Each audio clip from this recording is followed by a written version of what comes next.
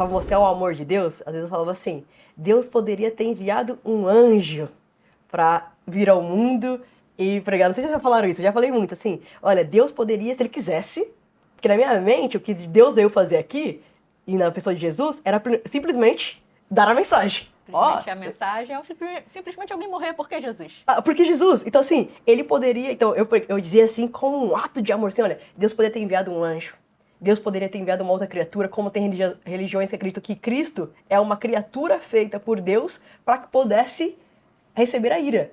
E aí você fala, pô, então Deus realmente pegou o inocente e fez, não, peraí, ele mesmo se fez homem para ele mesmo sofrer essa ira. E aí eu pensava, pô, Deus pode mandar um anjo. Não, mas ele decidiu mandar o próprio filho por amor a você. Quando, na verdade, Deus não poderia enviar um anjo. Não.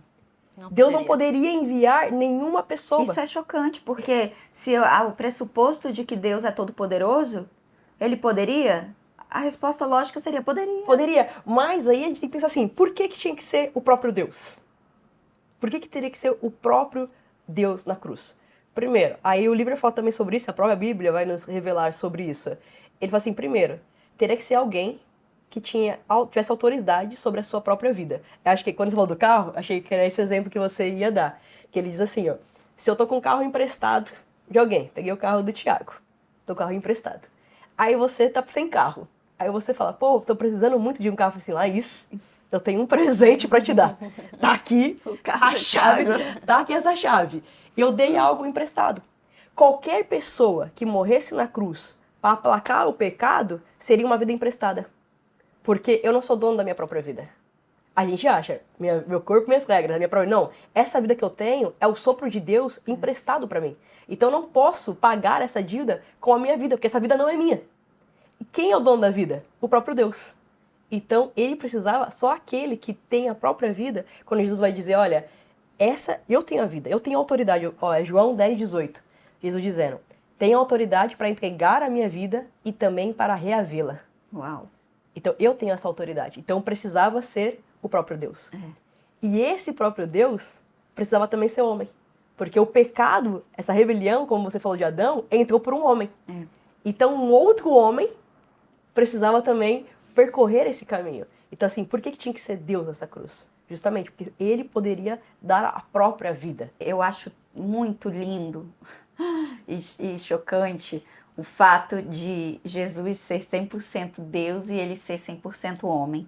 E isso, voltando ao exemplo do religar e da religião, que Jesus é o fim da religião, porque ele é essa ligação perfeita entre pontos que não poderiam ser ligados. Né? Apenas se ele fosse 100% Deus. Nós estávamos em guerra contra Deus, inimigos de Deus. Então, apenas 100% Deus e 100% homem é capaz de estender a mão e ligar essas duas extremidades que são tão opostas, ainda mais por conta do pecado, né? E aí, Jesus faz essa ligação para sempre e se torna o mediador. Ele diz, eu sou o único mediador entre Deus e o homem.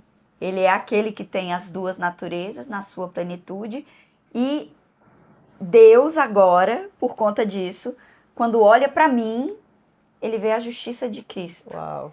Além do ponto que a gente está respondendo do porquê Jesus, em toda a Bíblia, desde o início do Antigo Testamento, que é o que os judeus, né, creem e seguem, a Bíblia vai dando sinais ali, tanto do por que numa cruz? Porque maldito aquele que for pendurado no madeiro.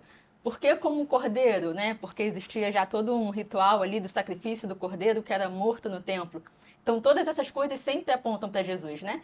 Além do ponto do que a Lu estava falando ali, e resumindo do livro, de que porque ele era Deus, porque ele é homem, porque somente ele poderia receber a ira de Deus e ressuscitar ainda, né? Exato. Somente ele poderia chegar nesse ponto. E eu acho que outra pergunta interessante que se levanta nesse questionamento mas tantos mártires morreram depois? Talvez de formas até piores que Jesus, porque, acho que se eu não me engano é Pedro, foi crucificado de cabeça para baixo. E quantos morreram? Por que a morte de Jesus tem esse peso, tem esse poder, se tantos outros morreram depois, ainda também pela pregação do Evangelho, né? E a gente precisa continuar no entendimento de quem Jesus é. Jesus, no momento que está ali na cruz, ele vai... Acho que o sofrimento maior dele... Acho não, né? O sofrimento maior dele, né? Não estava ali talvez tão preocupado com os cravos e, enfim, tudo que ele receberia. Mas o desamparo de Deus, a separação de Deus. Você imagina, né? Que nem você estava ali no seu diálogo ali, de que eles estão os três juntos desde a eternidade, e no momento em que Jesus vai para a cruz, Deus precisa continuar sendo justo e santo, e aquele momento Jesus precisa dizer ali, então, Deus meu, por que me desamparaste? Uau. Essa é o peso do que o nosso pecado causa, e vem causando, né, desde o início dos tempos.